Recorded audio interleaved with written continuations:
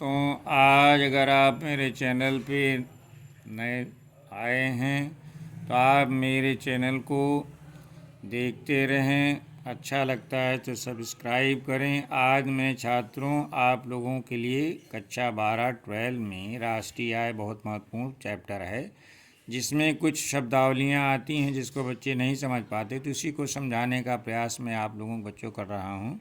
तो देखते हैं पहला क्या है कि बाजार कीमत पर शुद्ध राष्ट्रीय उत्पाद, national product at marginal price.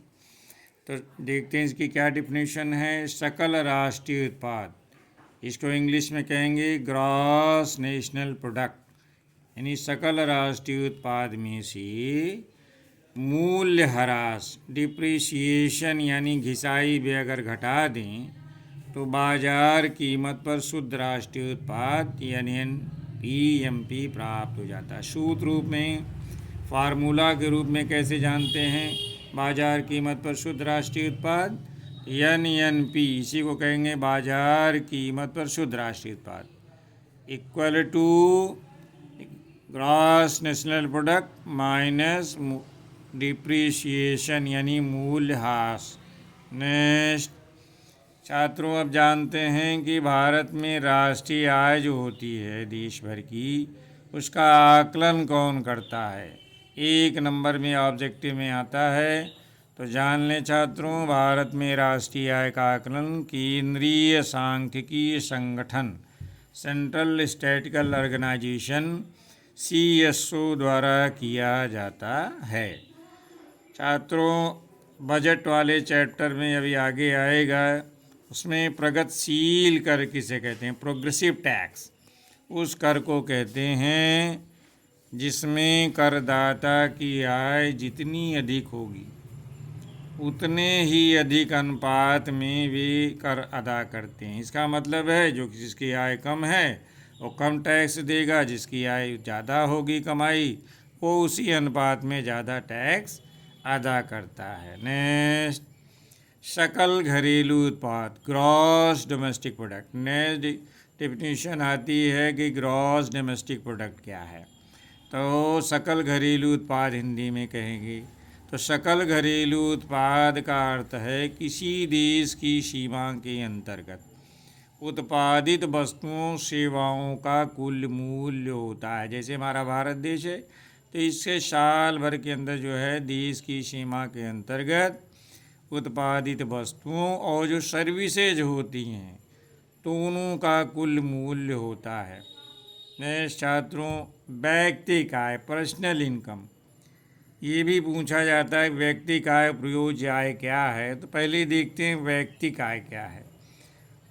वह आय जो व्यक्तियों और परिवारों को सभी कारकों से वर्तमान हस्तांतरण भुगतानों और कारक आय के रूप में वास्तव में प्राप्त होती है। यानी जो आय होती है उसमें से जो हम भुगतान कर देते हैं उसी को घटा करके जो आय प्राप्त होती है उसी को व्यक्तिगत आय कहते हैं।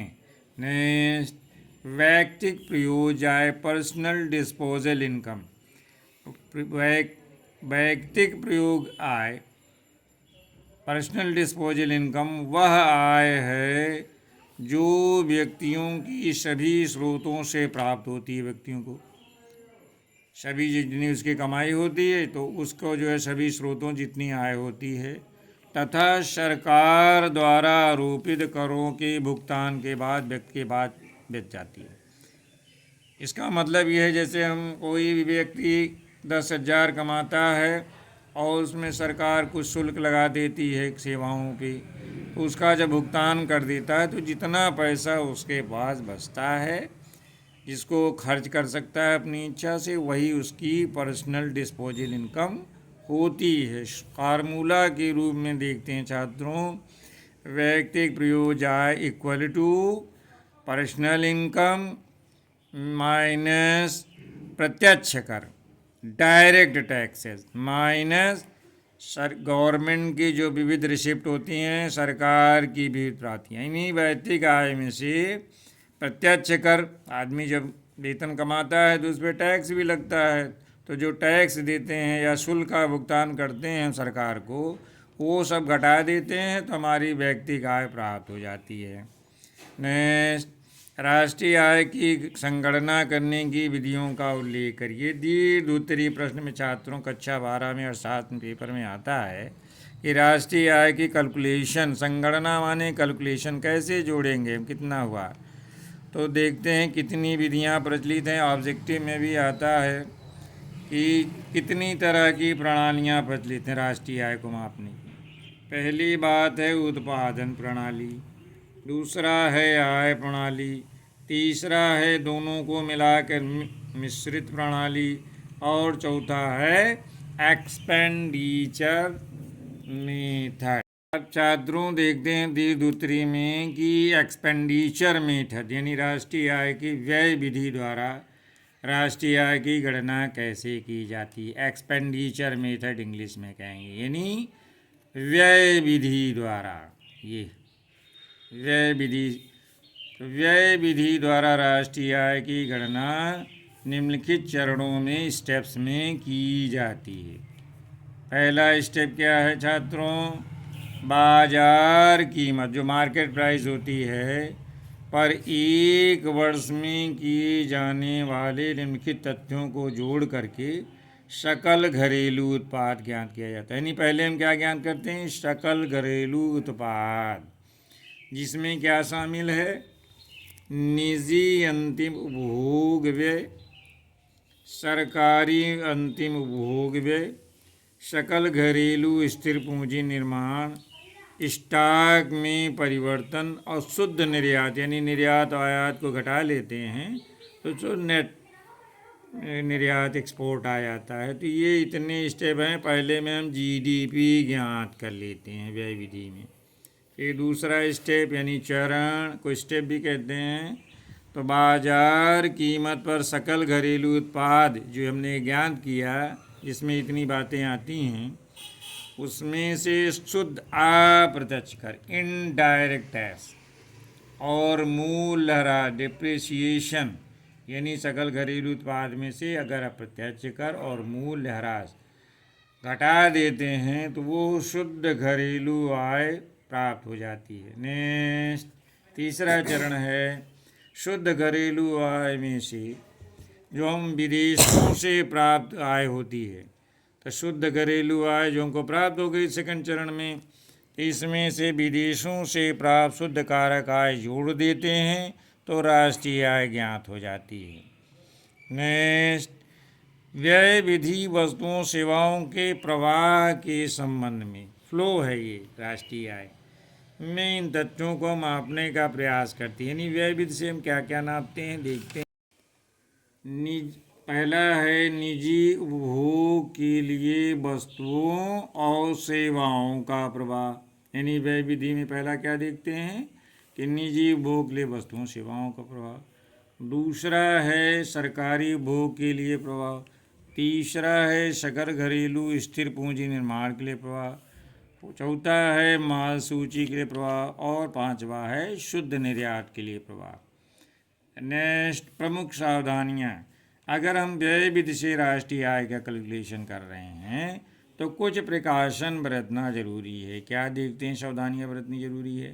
पहला, कुल व्यय की माप करते समय केवल अंतिम व्यय को ही शामिल किया जाना चाहिए ताकि दोहरी गणना की संभावना यानी समस्या ना उत्पन्न हो। नेक्स्ट, पुरानी वस्तुओं पर किए जाने वाला व्यय कुल व्यय में शामिल नहीं किया, यानी जो पुरानी वस्तुएं पहले से हैं उसमें जो व्यय हुआ है उसको हम शामिल नहीं करते राष्ट्रीय आय में। नेक्स्ट, शेयरों और बांडों पर होने वाले व्यय को शामिल नहीं किया जाता, यानी शेयर और डिबेंचर पर जो करते हैं व्यय तो उसको भी शामिल नहीं करते। नेक्स्ट, सरकार द्वारा किए गए हस्तांतरण भुगतान पर किए जाने वाला व्यय भी शामिल नहीं किया जाता।